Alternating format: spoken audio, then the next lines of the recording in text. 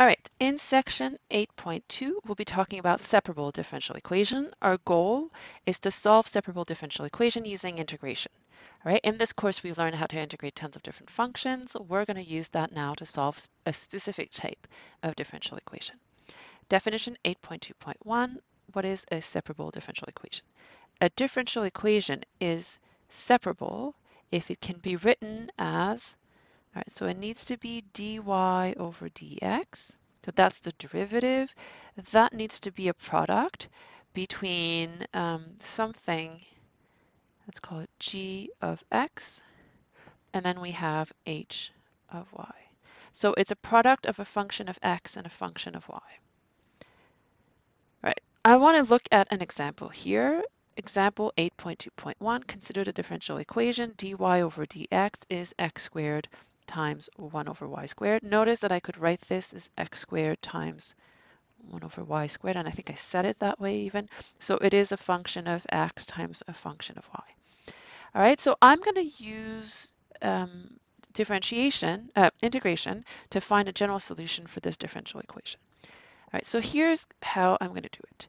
I'm going to separate the variable. That's going to be, so I want to rewrite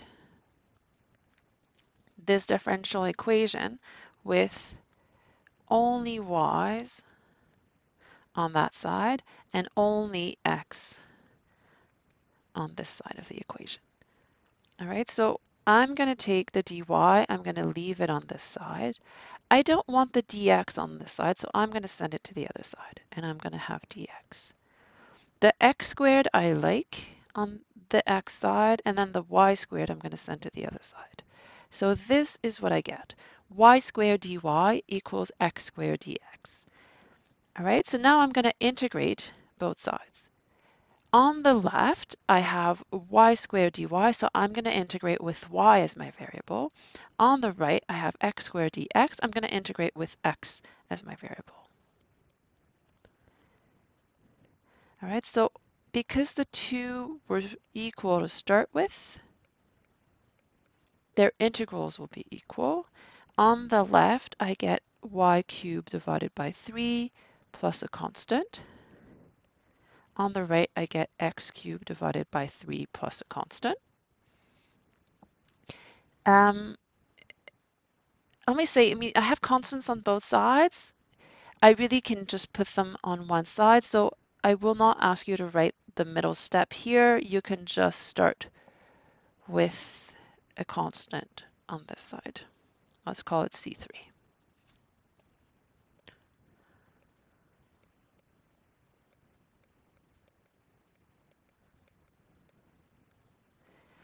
All right, so I want to figure out what y is equal to. So my next step would be to solve for y. So I'm going to isolate y. All right, so I have y cubed over 3 equals x cubed over 3 plus c3. I'm going to multiply it all by 3. I get x cubed plus 3c3. All right, so this I can call c4. And now I want to get rid of the cube, and so I'm going to apply a cube root to both sides.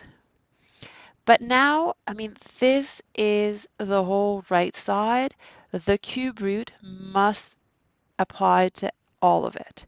So that doesn't mean a cube root for each term. That means one giant cube root that encompasses x cubed plus c4. All right, so I get that my solution is x cubed plus c4. I could call it c at that point since it's the final one.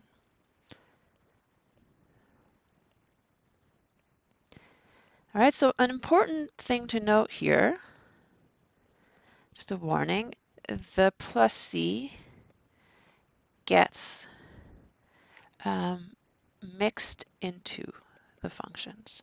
So it's not one of these cases where you can just add a plus c at the end. You have to add it at this step so that when you isolate, that constant actually gets involved in all the inverse function that you're applying into the functions. All right, so here is the general solution for this differential equation. Now I want to find a particular solution for this dE with y of 2 is 0. And so in this, I have the value of x is 2, and I have y, which is equal to 0. And so I need 0 equals cube root of x cube, x is 2, so 2 cubed plus c. I'm going to cube both sides. I get 8 plus c, and so c is minus 8. So in this case, y of x equals cube root of x cubed minus 8. All right, so that's the only solution to this differential equation which would fit this criterion, that initial condition. All right, so let's go over what the method says, how I would do it. So if you want to solve a separable differential equation, so one that you could write in that way, the first step is if you have an f and an f prime, you replace the f prime by dy over your variable, so let's say dx, depends on what your variable is, and f by y. All right, then you have a differential equation that looks like this. You need to separate the variable. So in this case, I would get the dy stays here, the dx goes to the other side. I keep h here, and I would send 1 over g of y to that side. Then I integrate both sides. Don't forget the plus c. Again, 1 is enough on one of the sides. If you want to put them on both sides, that's fine. You're going to end up in the same spot in the end. If the problem is initial condition, then at this point, you can solve for c. The reason I like to solve for c at this point is if you go back to the last problem, it would have been easier to solve for c right here because it was already isolated. If you actually wait until the end, then you have to kind of undo the steps to find what c is. But both would give you the same answer, so both are fine. All right, and then you isolate for y and solve the question. The reason I say answer the question is in the end, here my answer was y equals this. I asked you for a solution for y, and this was in terms of y, but if your function, your differential equation is in terms of f, at the end you have to give the value of f, not the value of y. So you just have to match the notation from the question at the end. All right, next video we'll be solving example 8.2.2.